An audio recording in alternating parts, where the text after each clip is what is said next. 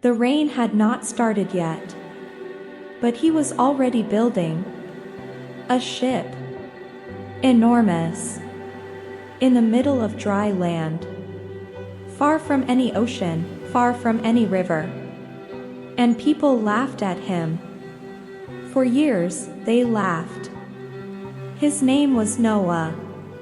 And when the first drop of rain finally fell, not a single person who laughed was laughing anymore. This is the story of the man who was warned before the world ended. And I will tell it to you from the very beginning.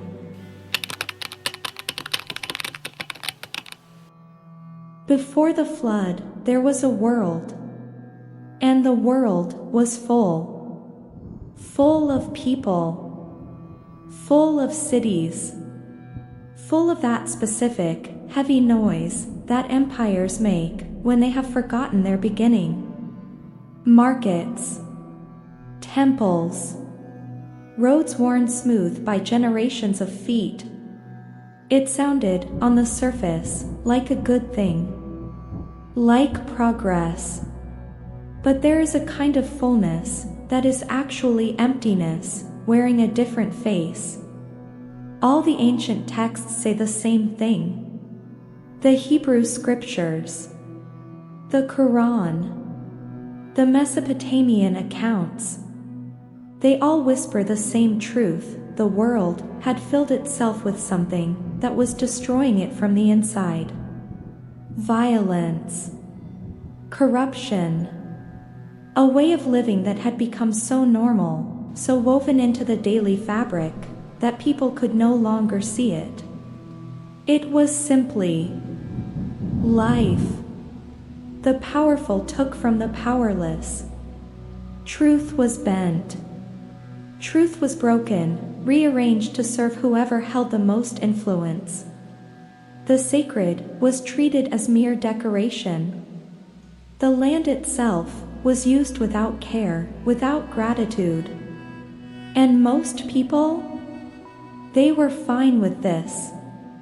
Not happy, necessarily, but fine. In the way that people become fine with things when they have gone on long enough to seem inevitable.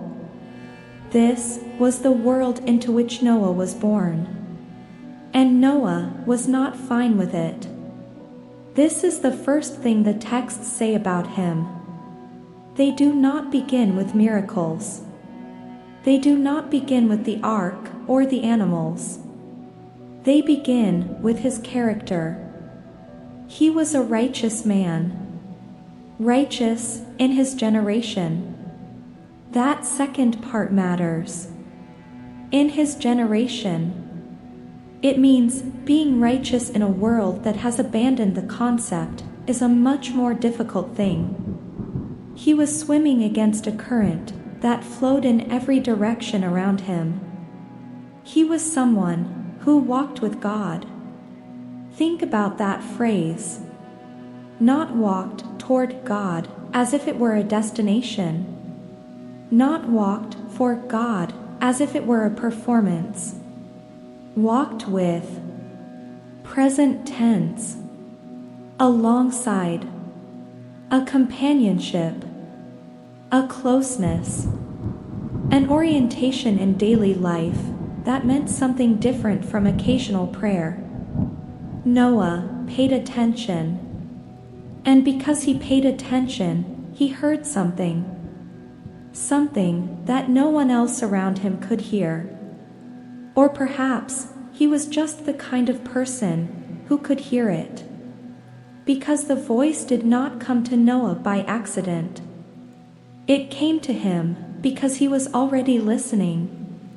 Because the quietness inside him created a space for something to be told that the noise of the world would have drowned out entirely.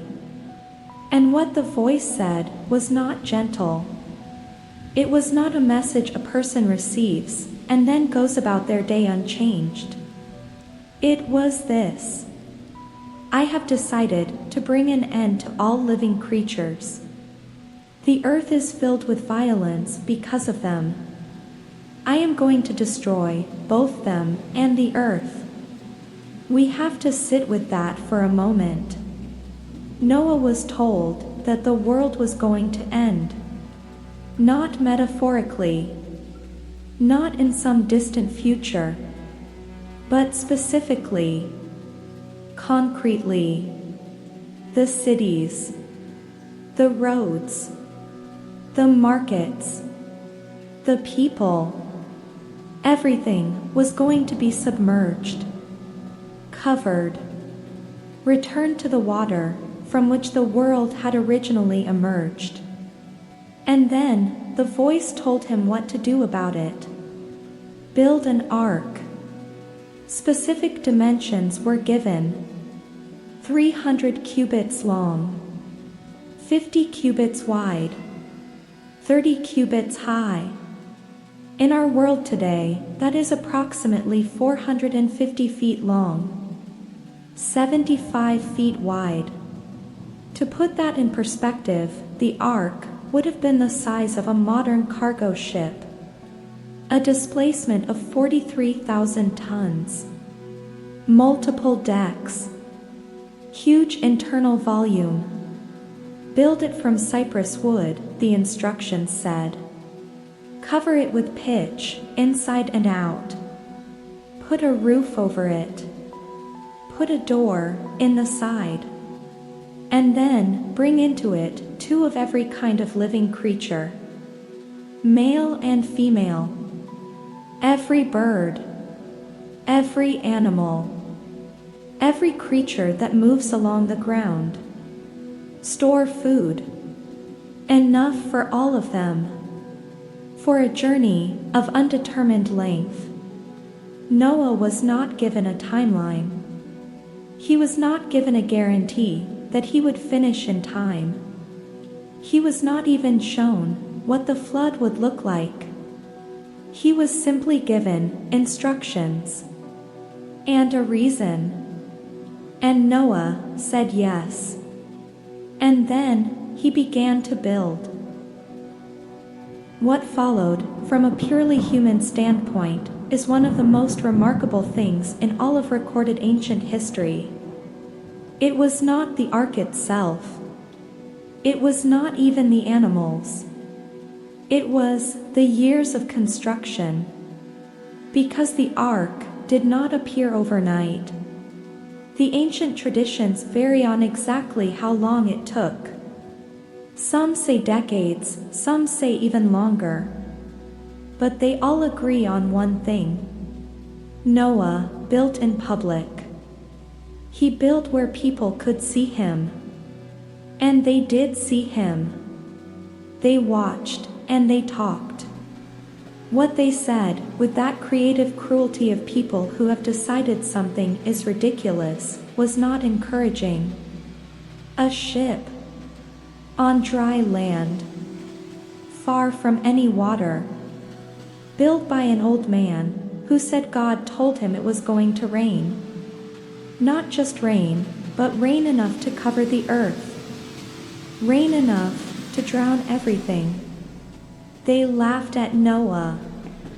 They called him a fool. A madman.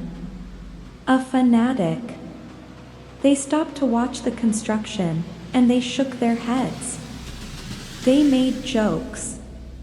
The kind of jokes communities make about the person who has decided the consensus is wrong and lives accordingly. Noah kept building. There is something almost unbearable about this, if you sit with it long enough. To believe something so completely, something so far outside the ordinary range of experience, that no one around you can validate it. To act on it, day after day, year after year, in full view of people who think you are losing your mind.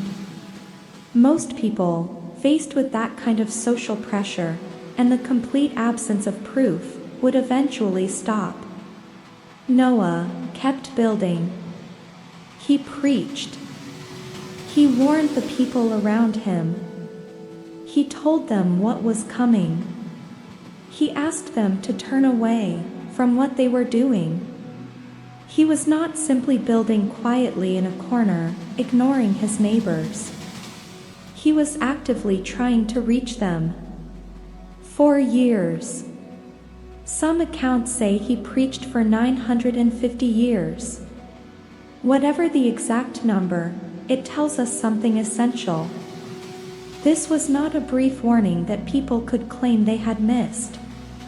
It was a long, sustained, patient effort to communicate something that the world was determined not to hear.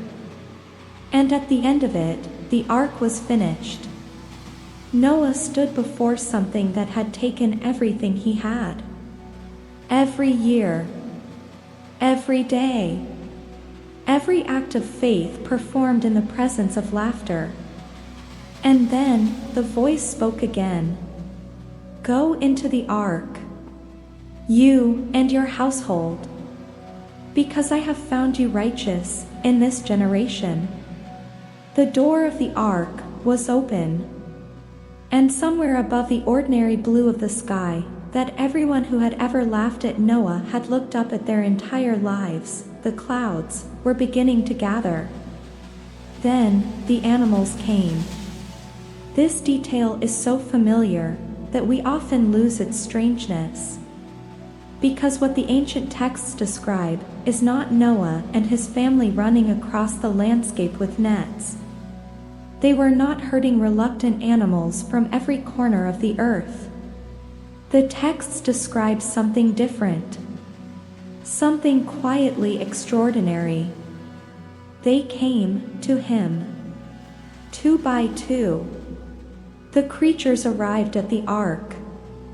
Every kind of bird. Every kind of animal that moves along the ground. Every kind of creature.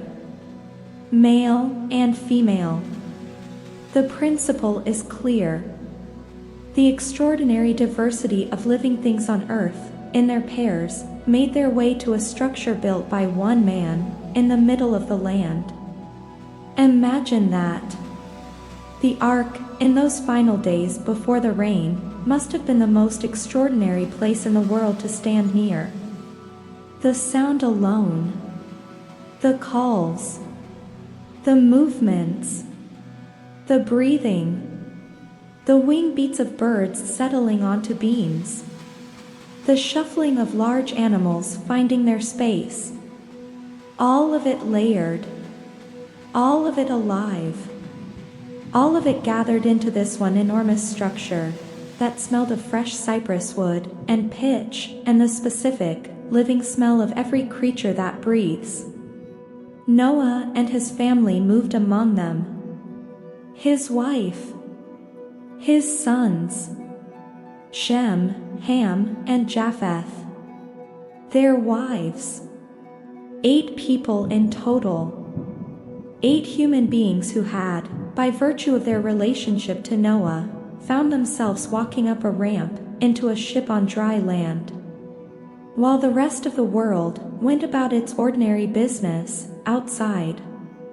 What was ordinary business on that last day? They were eating. They were drinking. They were marrying and giving in marriage. Right up until the day Noah entered the ark. And they knew nothing about what would happen until the flood came and took them all away. Just ordinary. The markets were open. Children were being born. Someone was planning a wedding. Someone was arguing about a trade route. Someone was telling a story about the old man who had spent decades building a ship on dry land and how funny it had been to watch. And then Noah walked up the ramp, and the door of the ark closed. The ancient texts say something remarkable about this. The Lord shut him in. Not Noah. Not his sons. Not a mechanism that Noah had built. The door was closed from the outside. A door that was now, from the inside, sealed.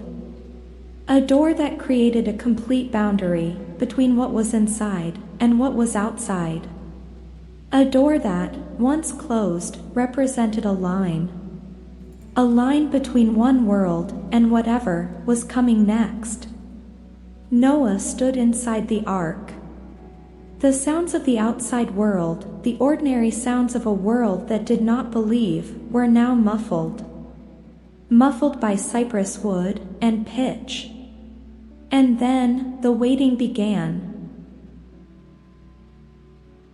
7 days passed between the closing of the door and the beginning of the rain.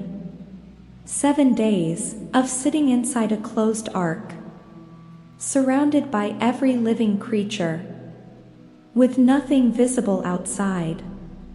No way of knowing exactly when it would begin. 7 days of listening to the world continuing as it always had. 7 days of holding what you know against what you can currently see, and choosing again to trust the knowing. And then, on the 17th day of the 2nd month, in the 600th year of Noah's life, it began. The springs of the great deep burst open, and the floodgates of the heavens were opened. And it rained. The water came from 2 directions. Water from below, rising up through the earth itself, as if the ground could no longer contain what was beneath it. And water from above, falling from the sky in quantities that had no precedent. Both at once. From above and below. The world was being reclaimed by water. And it did not stop for 40 days and 40 nights. Think about 40 days of continuous, torrential rain.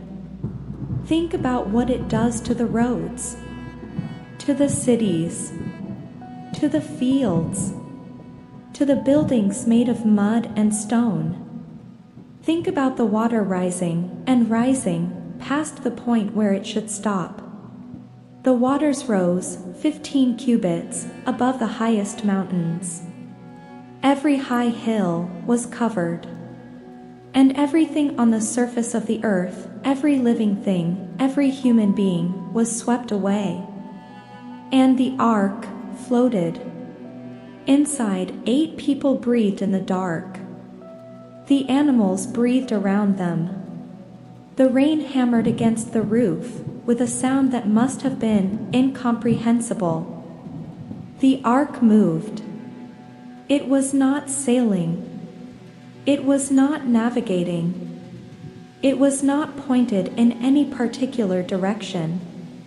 It simply floated, carried by water that covered everything. Noah could not see anything.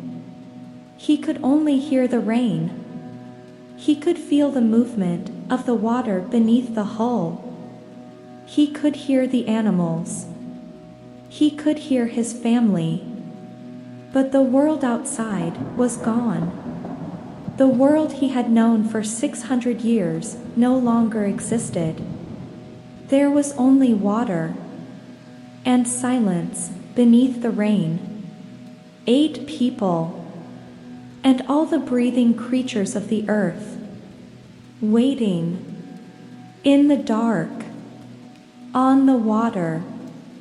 Pause, transition. Then the rain stopped. On the 40th day, the relentless rain ceased. But the waters did not recede immediately. This is a detail we often overlook. The drama of the rain is over, but a different kind of ordeal began. The waters prevailed on the earth for 150 days. 5 months. 5 months of floating on a world that was entirely water.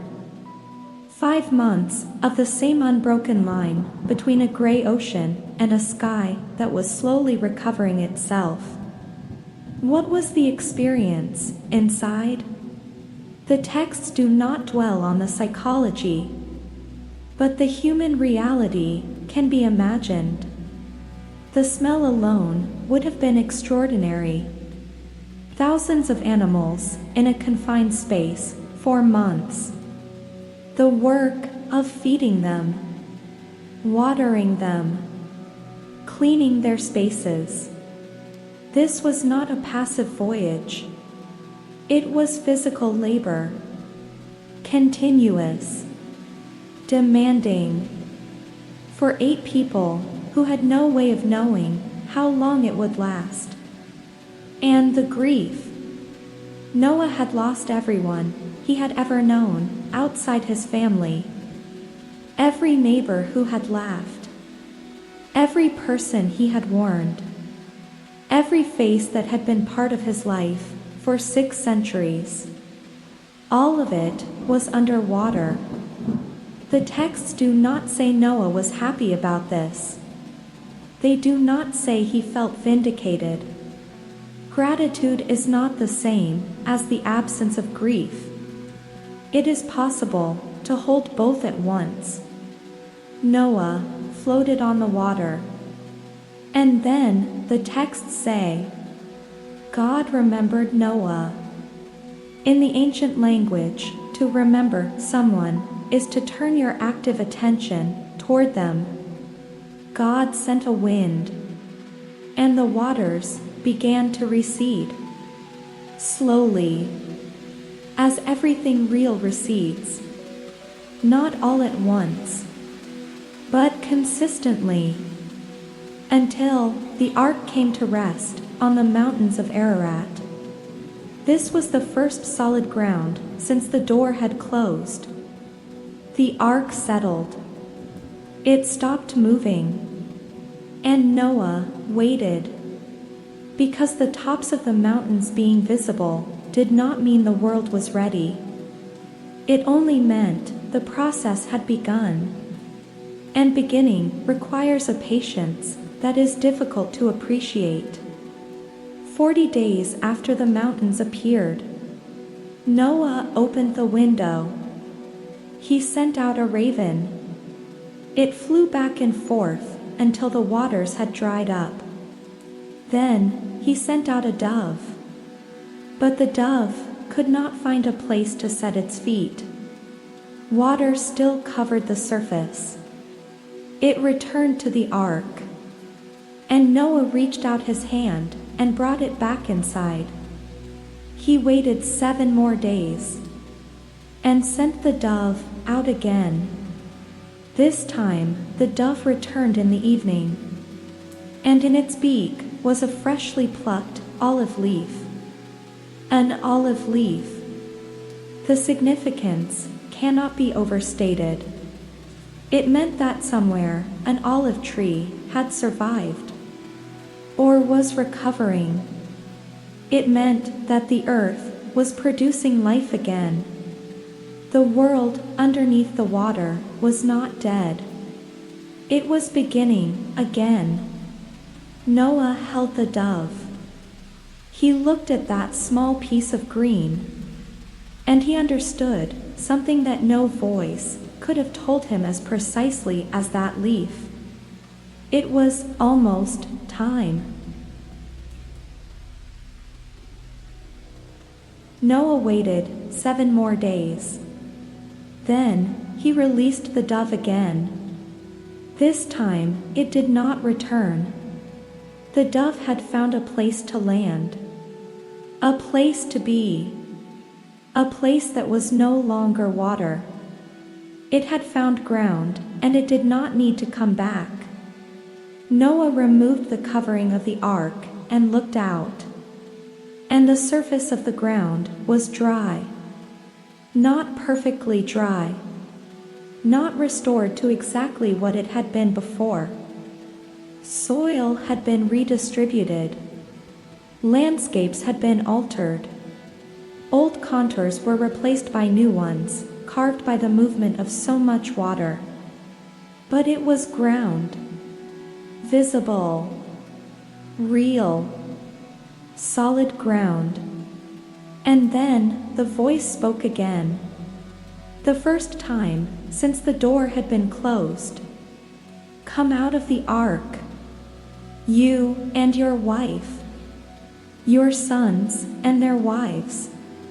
Bring out every living creature with you, the birds, the animals, every creature that moves along the ground, so they can multiply, so they can be fruitful and increase in number.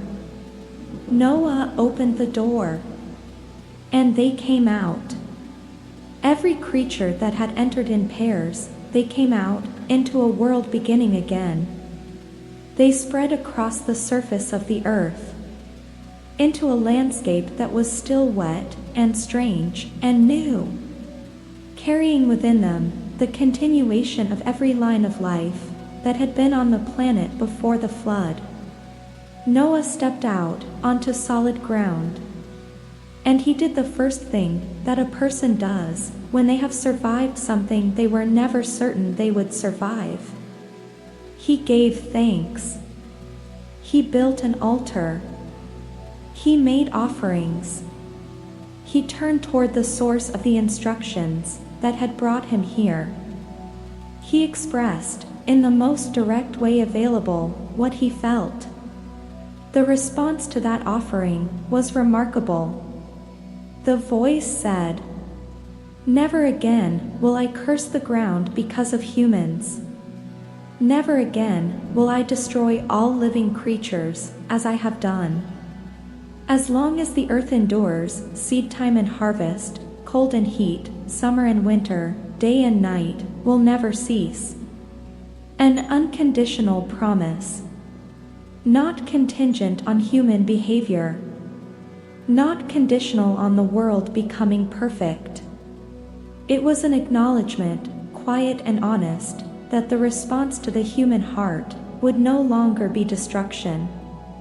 As long as the earth endures, seed time and harvest, day and night, the ordinary rhythms of a living world guaranteed.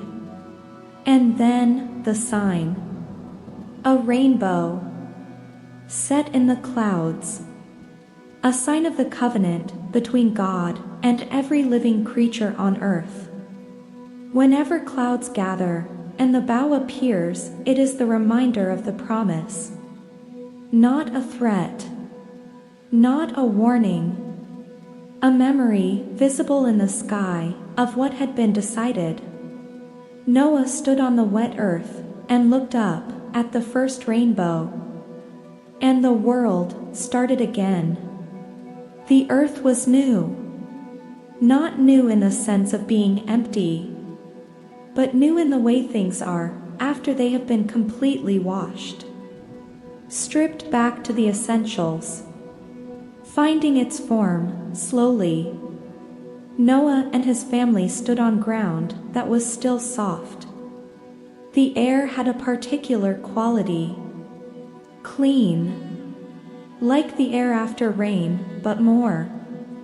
The smell of wet earth. Growing things. The deep, mineral smell of stone that has been underwater and is now in the sun again. They were, in the most precise sense, the entire human population. 8 people.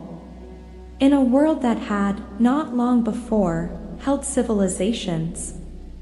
People who had spread across the landscape until they forgot what they were building on. 8 people. And the task before them was not small. The descendants of Noah's 3 sons, spreading across the earth, populating different regions, developing nations and languages. But before all of that, in the first days, there was simply the work of beginning. Finding food, understanding what had survived, learning the new contours of the landscape, rebuilding shelter. And they did all of this with a specific knowledge that the generation before them had not possessed. It can all end. This is the most profound thing that the flood left in the humans who survived it. Not fear, exactly. Not paralysis. But a knowledge grounded in experience. That the ordinary and the permanent are not the same thing. That what seems stable and taken for granted can, under the right conditions, cease.